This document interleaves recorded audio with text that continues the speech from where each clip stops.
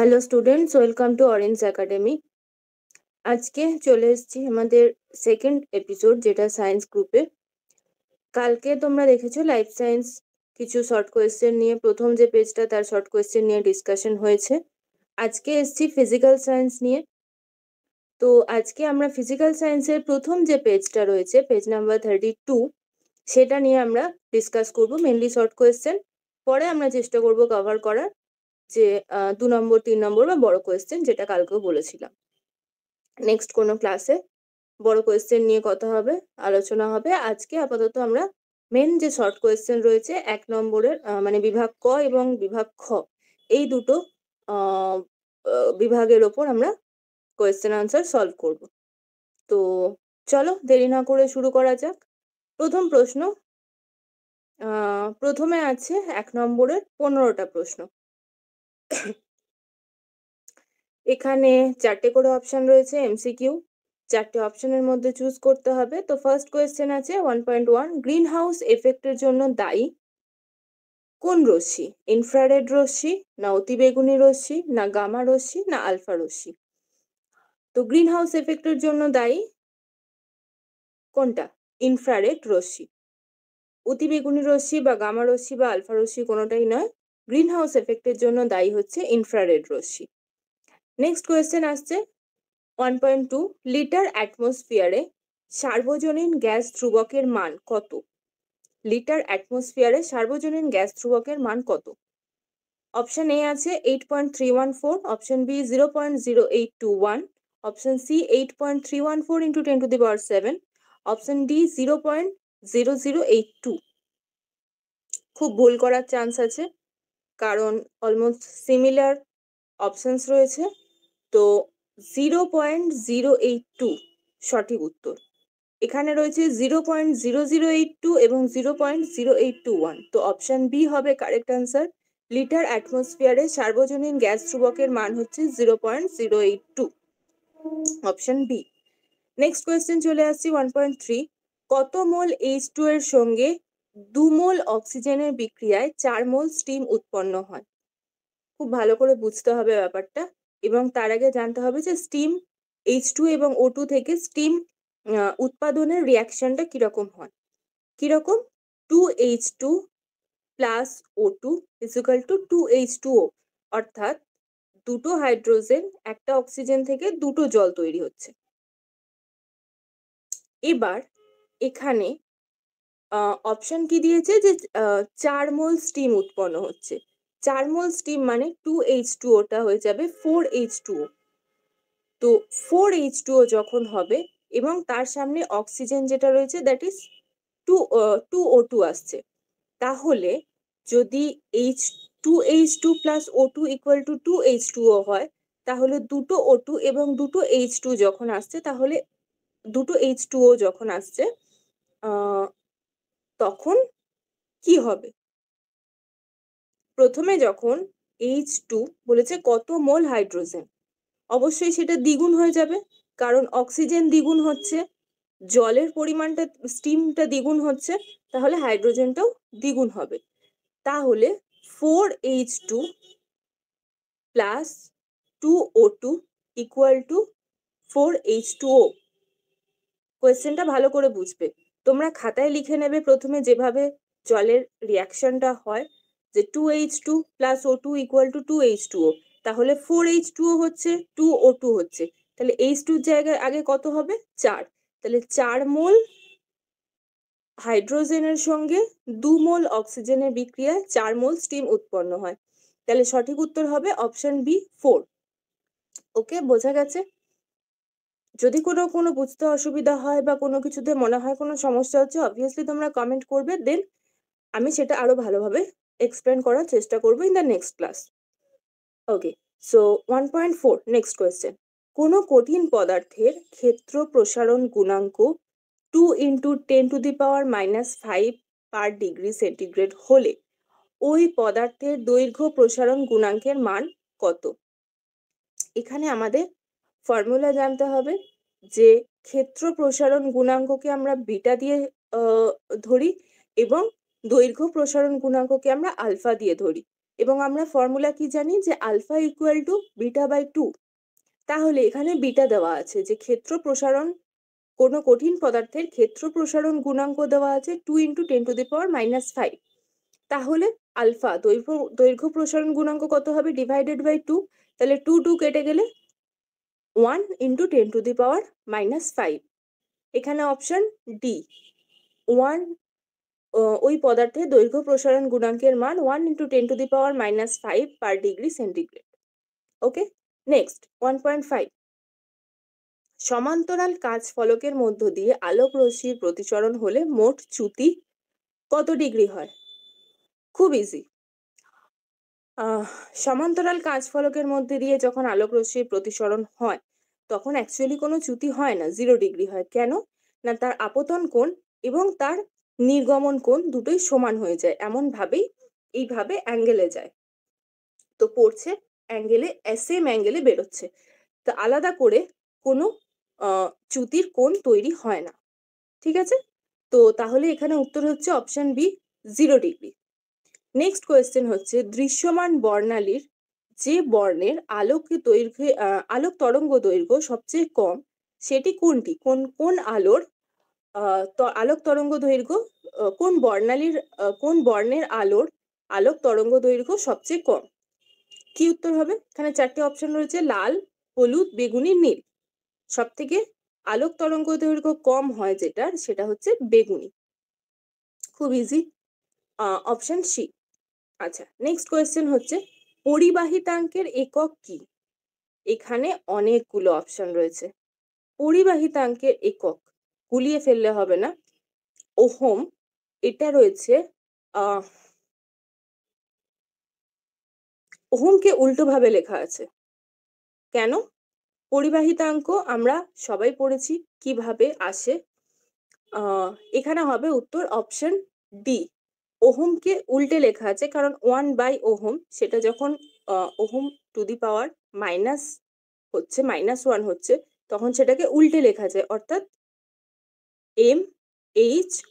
OHMটাকে যদি আমরা উল্টে লিখি তার মানে হয় যে ওহম টু দি পাওয়ার -1, তো সেটাকে উল্টে MHO লেখা যায়, MHO ইন্টু সেন্টিমিটার -1।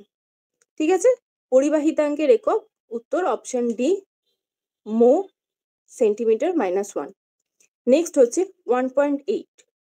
তাপমাত্রা বাড়লে অর্ধপরিবাহীর রোধাঙ্ক হ্রাস পায় না বৃদ্ধি পায়, নাকি প্রথমে বাড়ে পরে কমে পরে হ্রাস পায়, নাকি প্রথমে কমে পরে বাড়ে? কি হবে? 1.8 উত্তর হবে হ্রাস পায়। তাপমাত্রা বাড়লে অর্ধপরিবাহীর রোধাঙ্ক হ্রাস পায়। ওকে, কোয়েশ্চেন নাম্বার 1.8 আনসার এ। নেক্সট আমরা চলে যাব 1.9।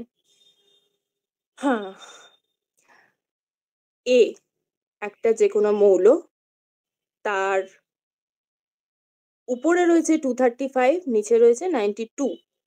এই মৌলটির পরমাণুর প্রথমে একটি আলফা বিঘটন এবং 2টি বিটা বিঘটন হলে সৃষ্ট পরমাণুর ভর সংখ্যা কত হবে? ছোট্ট করে আমাদের ক্যালকুলেশন করতে হবে। একটা আলফা বিঘটন মানে সেখানে ভর সংখ্যা 4 কমছে, তাহলে এখানে যেটা দেওয়া আছে 235, এ যে মৌলটি দেওয়া আছে তার ভর সংখ্যা দেওয়া আছে 235। একটা আলফা যদি সেখান থেকে আমরা মাইনাস করি তাহলে ভর সংখ্যাটা কমে হবে 231। নিচে যা আছে সেখান থেকে -2, তাহলে নতুন যে মৌলটা আসবে সেটা আমি ধরে নিচ্ছি এক্স, তো তার ভর সংখ্যা 231, নিচে হচ্ছে 90। এবার সেখান থেকে এটা একটা আলফা বিঘটন মানে একটা আলফা মাইনাস করে হলো। নেক্সট হচ্ছে এরপর এখান থেকে দুটো বিটা মাইনাস করতে হবে, তাহলে দুটো বিটা মাইনাস করলে সেখান থেকে ভর সংখ্যার কোনো পরিবর্তন হবে না, 0। 231ই থাকছে, যে মৌলটা আসছে তার ভর সংখ্যা 231ই থাকছে। তাহলে একটা যে মৌলটি দেওয়া আছে A235/92 মৌলটির পরমাণুর প্রথমে একটি আলফা বিঘটন ও দুটি বিটা বিঘটন হলে সৃষ্ট পরমাণুর ভর সংখ্যা কত হবে? 231। অর্থাৎ আনসার হচ্ছে বি, অপশন বি।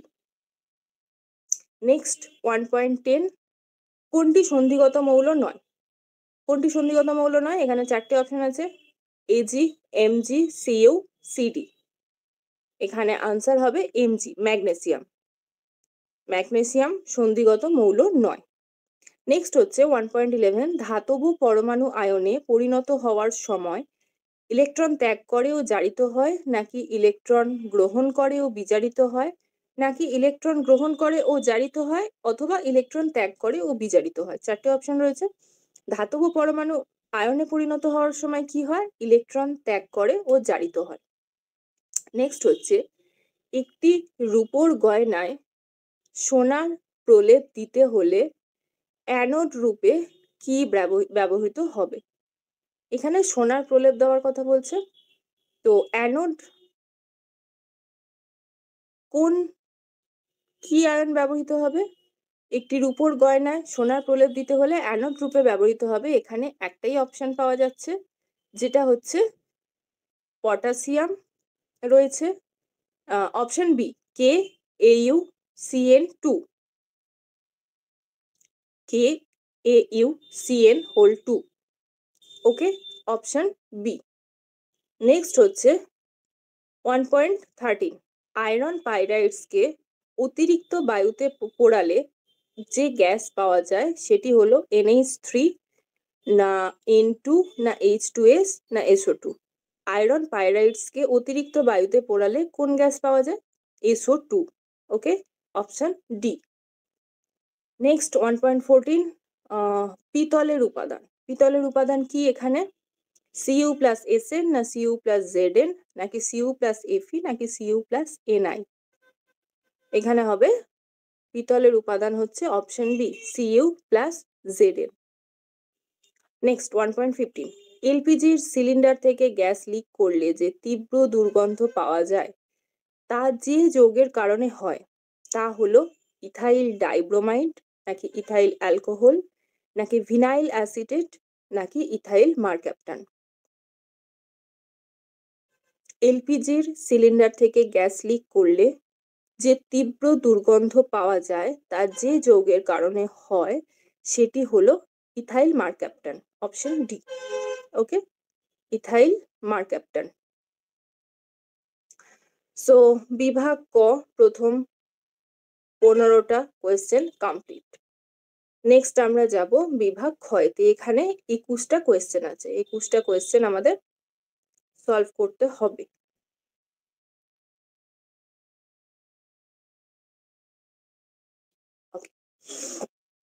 তো প্রথম প্রশ্ন 2.1, এখানে আমরা এক কথায় উত্তর লিখব।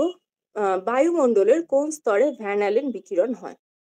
কোন স্তরে ভ্যান অ্যালেন বিকিরণ হয়? ম্যাগনেটোস্ফিয়ার। বায়ুমণ্ডলের ম্যাগনেটোস্ফিয়ার স্তরে ভ্যান অ্যালেন বিকিরণ হয়। ওকে, নেক্সট 2.2, কোন ব্যাকটেরিয়া দ্বারা প্রাণী ও উদ্ভিদের বর্জ্য পদার্থের বিয়োজন পদ্ধতির সাহায্যে বায়োগ্যাস উৎপন্ন হয়? কোন ব্যাকটেরিয়া দ্বারা প্রাণী ও উদ্ভিদের বর্জ্য পদার্থের বিয়োজন পদ্ধতির সাহায্যে বায়োগ্যাস উৎপন্ন করা হয়? তো ইউজুয়ালি মিথানোজেনিক ব্যাকটেরিয়ার মাধ্যমে বা ব্যাকটেরিয়ার সাহায্যে বায়োগ্যাস উৎপন্ন করা হয়। মিথানোজেনিক ব্যাকটেরিয়ার বিয়োজন পদ্ধতি, ব্যাকটেরিয়ার সাহায্যে প্রাণী এবং উদ্ভিদের যে বর্জ্য পদার্থ মানে যেগুলো আমরা ওয়েস্ট করি সেগুলোর বিয়োজন পদ্ধতি অবলম্বন করে বায়োগ্যাস উৎপন্ন করা হয়। অথবা আরেকটা আছে এখানে অপশন 2.3 এর মধ্যেই রয়েছে। তাপন মূল্যের এসআই পদ্ধতিতে একক কি? তাপন মূল্যের এসআই পদ্ধতিতে একক হচ্ছে জুল পার কেজি, অথবা কেউ যদি কিলো জুল পার কেজি লেখে সেটাও ঠিক। তাপন মূল্যের এসআই পদ্ধতিতে একক হচ্ছে জুল পার কেজি বা kilo joule per KG. Next আসছি আমরা 2.3, স্থির উষ্ণতায় নির্দিষ্ট ভরের গ্যাসের পিভি লেখচিত্রের প্রকৃতি কিরূপ? আচ্ছা, এখানে তো আমি লেখচিত্রটা দেখাতে পারবো না। সাধারণত যেটা হয়, আমরা উপর দিকে যাই পি, নিচে ভি, হরাইজন্টাল, তো এরকম একটা হয় লেখচিত্রটা। পি থেকে ভি এরকম যায়, মানে এটা যদি পি হয়, এটা যদি ভি হয়, তো লেখচিত্রটা এইভাবে যায়, যেটাকে বলা হয় সমপরাবৃত্ত। পি স্থির উষ্ণতায় নির্দিষ্ট ভরের গ্যাসের পিভি লেখচিত্রের প্রকৃতি হচ্ছে সমপরাবৃত্ত বা সমপরাবৃত্তাকার। নেক্সট হচ্ছে 2.4, এসটিপিতে 22.4 লিটার আয়তনের CO2 গ্যাসের অণুর সংখ্যা কত?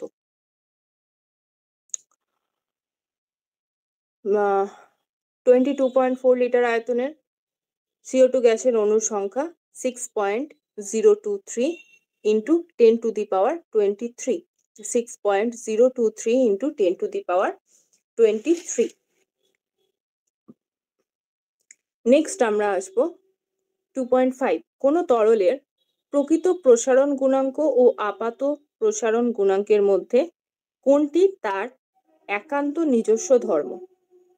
কোনো তরলের প্রকৃত প্রসারণ গুণাঙ্ক ও আপাত প্রসারণ গুণাঙ্কের মধ্যে কোনটি তার নিজস্ব ধর্ম, একান্ত নিজস্ব ধর্ম?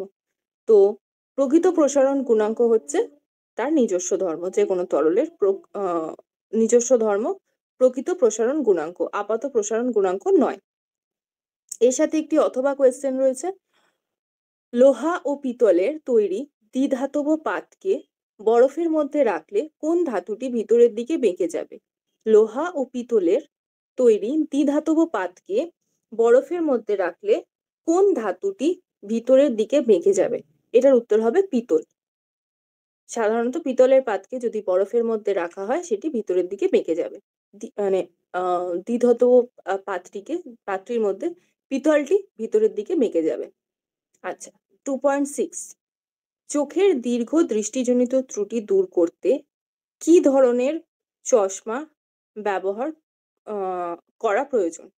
চোখের দীর্ঘ দৃষ্টিজনিত ত্রুটি দূর করতে কি ধরনের চশমা ব্যবহার করা প্রয়োজন? সেটি হবে উত্তল লেন্স। উত্তল লেন্স ব্যবহার করলে চোখের দীর্ঘ দৃষ্টিজনিত ত্রুটি দূর করা সম্ভব। নেক্সট হচ্ছে 2.7, ক্ষুদ্র উন্মেষযুক্ত দর্পণে উপাক্ষীয় রশ্মির আপাতনের ক্ষেত্রে ফোকাস দূরত্ব ও বক্রতা ব্যাসার্ধের মধ্যে সম্পর্ক কি হবে? ফোকাস দূরত্ব এবং বক্রতা ব্যাসার্ধের মধ্যে সম্পর্ক হবে R ইকুয়াল টু 2F। ক্ষুদ্র উন্মেষযুক্ত দর্পণে উপাক্ষীয় রশ্মির আপাতনের ক্ষেত্রে ফোকাস দূরত্ব ও বক্রতা ব্যাসার্ধের মধ্যে সম্পর্ক হবে R ইকুয়াল টু 2F।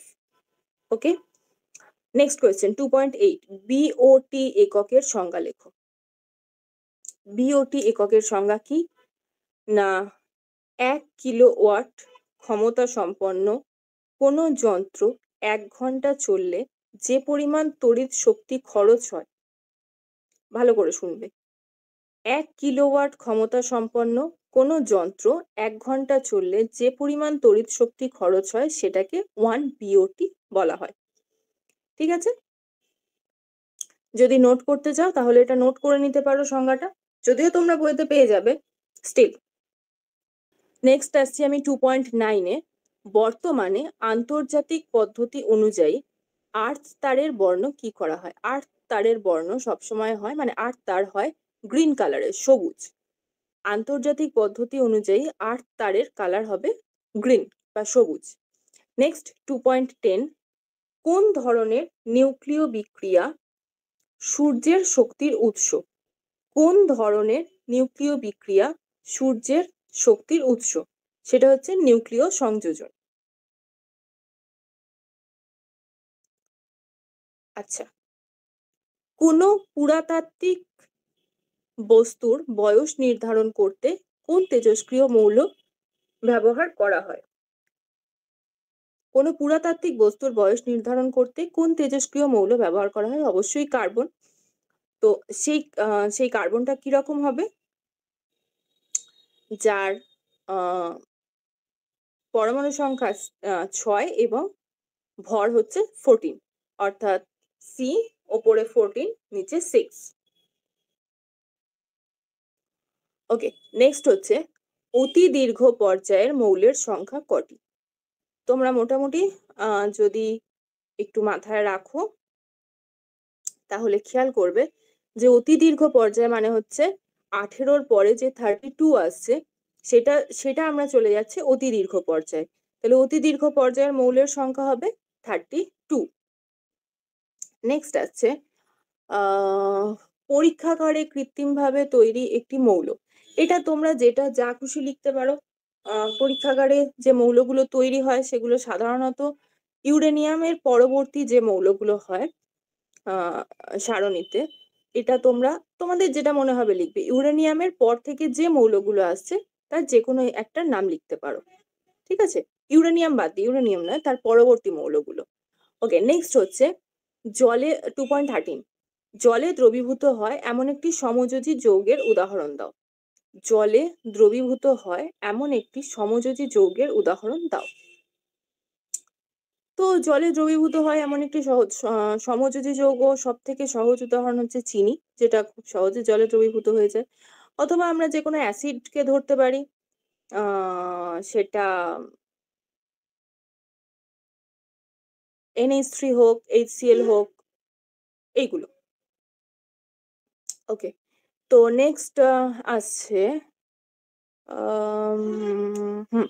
2.14 তড়িৎ বিশ্লেষণের সময় কোন শক্তি রাসায়নিক বিক্রিয়া ঘটানোর জন্য দায়ী? তড়িৎ বিশ্লেষণের সময় কোন শক্তি রাসায়নিক বিক্রিয়া ঘটানোর জন্য দায়ী? অবশ্যই তড়িৎ শক্তি। তড়িৎ বিশ্লেষণে তড়িৎ শক্তি যে কোনো রাসায়নিক বিক্রিয়া ঘটায়। আচ্ছা, নেক্সট কোয়েশ্চেন 2.15 জলের তড়িৎ বিশ্লেষণে ক্যাথোডে উৎপন্ন হয় কোন গ্যাস?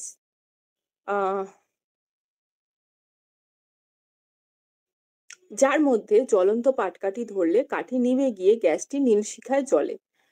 জলের তড়িৎ বিশ্লেষণে ক্যাথোডে উৎপন্ন হয় কোন গ্যাস যার মধ্যে জ্বলন্ত পাটকাঠি ধরলে কাঠি নিভে গিয়ে গ্যাসটি নীল শিখায় জ্বলে? কোন বিক্রিয়ায় হয় এটা এবং কোন গ্যাস উৎপন্ন হয়? Hydrogen gas. ক্যাথোডে H2 গ্যাস উৎপন্ন হয়, যেটা যার মধ্যে জ্বলন্ত পাটকাঠি ধরলে আমরা জানি হাইড্রোজেন গ্যাসের মধ্যে নীল শিখায় জ্বলতে থাকে সেটা। Next question. ওকে, এরপর একটা ম্যাচিং আছে। বাম স্তম্ভের সঙ্গে ডান স্তম্ভ সামঞ্জস্য বিধান করো। এখানে 4টে নম্বর রয়েছে, 4টে অপশন রয়েছে, বাঁদিকেও 4টে, ডান দিকেও 4টে। বাঁদিকে কি কি আছে? আচ্ছা, কোয়েশ্চেন নাম্বার 2.16। ওকে, বাঁদিকে রয়েছে থার্মিট পদ্ধতি, অ্যামালগাম, বায়োপলিমার, PVC। ডান দিকে কি কি রয়েছে? নিউক্লিক অ্যাসিড, লোহা, ভিনাইল ক্লোরাইড, Na/Hg। তো প্রথম যেটা আছে থার্মিট পদ্ধতি, থার্মিট পদ্ধতি হচ্ছে তার সাথে লোহার ক্ষেত্রে ব্যবহার করা হয়। অ্যামালগাম, অ্যামালগাম হচ্ছে Na/Hg। বায়োপলিমার হচ্ছে নিউক্লিক অ্যাসিড। আর PVC কি? Vinyl chloride. তাহলে কোনটার সাথে কোনটা হচ্ছে? একের সাথে হচ্ছে বি, দুইয়ের সাথে হচ্ছে ডি, তিনের সাথে হচ্ছে এ এবং চারের সাথে হচ্ছে সি। ওকে, নেক্সট আসছে পরবর্তী কোয়েশ্চেন 2.17 নাইট্রোলিন কি? নাইট্রোলিন এখানে ওকে ফাইন, আমি সংজ্ঞাটা বলছি, তোমরা চাইলে নোট করতে পারো। 1100 ডিগ্রি টেম্পারেচারে, মানে 1100 ডিগ্রি সেন্টিগ্রেড তাপমাত্রায় ক্যালসিয়াম কার্বাইড CaC2 এবং তার সাথে নাইট্রোজেন, তার বিক্রিয়া CaC2 প্লাস নাইট্রোজেন, এই দুটির বিক্রিয়ায় যেটি উৎপন্ন হয় সেটাকেই বলা হয় নাইট্রোলিন। তার সংকেত কি? CaNCN plus C। CaNCN plus C নাইট্রোলিনের সংকেত। ক্যালসিয়াম কার্বাইডের সাথে নাইট্রোজেনের বিক্রিয়া হয়ে যে পদার্থটি উৎপন্ন হচ্ছে সেটাই হচ্ছে নাইট্রোলিন। এর সাথে অথবা কি কোয়েশ্চেন রয়েছে? একটি আম্লিক গ্যাসের নাম লেখো। প্রচুর আছে, HCl, H2SO4, প্রচুর আছে আম্লিক গ্যাস। ওকে, নেক্সট আসছে 2.18। ওকে, এটাই লাস্ট কোয়েশ্চেন। শৌচাগারে প্রায়শই কোন গ্যাসের গন্ধ পাওয়া যায়? অ্যামোনিয়া। আমরা সবাই জানি শৌচাগারে প্রায়শই যে গ্যাসের গন্ধ পাওয়া যায় সেটি হচ্ছে অ্যামোনিয়া। অ্যামোনিয়ার সঙ্গে অথবা কোয়েশ্চেন, অ্যামোনিয়ার সঙ্গে কোন গ্যাসের বিক্রিয়ায় একটি কঠিন পদার্থ উৎপন্ন হয়? অ্যামোনিয়ার সঙ্গে HCl এর বিক্রিয়ায় NH4Cl উৎপন্ন হয়। NH4Cl একটি কঠিন পদার্থ। অ্যামোনিয়া তার সাথে HCl গ্যাস, তার বিক্রিয়া হয়ে কঠিন পদার্থ যেটি উৎপন্ন হচ্ছে সেটা হচ্ছে NH4Cl। ওকে, যেটা সলিড মানে কঠিন।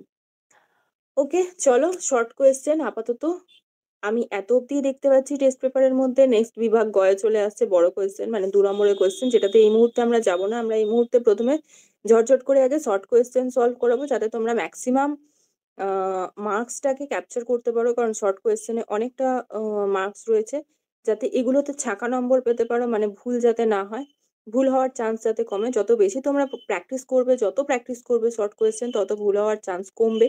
এবং অবশ্যই তার সাথে বইটাকেও খুব ভালো করে পড়তে হবে থরলি। টেস্ট পেপার সলভ করলে মোটামুটি চান্স থাকে 95 to 100% অলমোস্ট কোয়েশ্চেন কমন পাওয়া যায়। তো চলো ভালো করে প্র্যাকটিস করতে থাকো। আমরা লাইফ সায়েন্সের ফার্স্ট পেজ করালাম, ফিজিক্যাল সায়েন্সের ফার্স্ট পেজ করালাম, এবং আই হোপ কালকের মধ্যে লাইফ সায়েন্স এবং ফিজিক্যাল সায়েন্সের আরো একটি করে পেজ চলে আসবে। তো তোমরা পড়াশোনা চালিয়ে যাও, দেখা হচ্ছে নেক্সট ভিডিওতে। চলো, টাটা।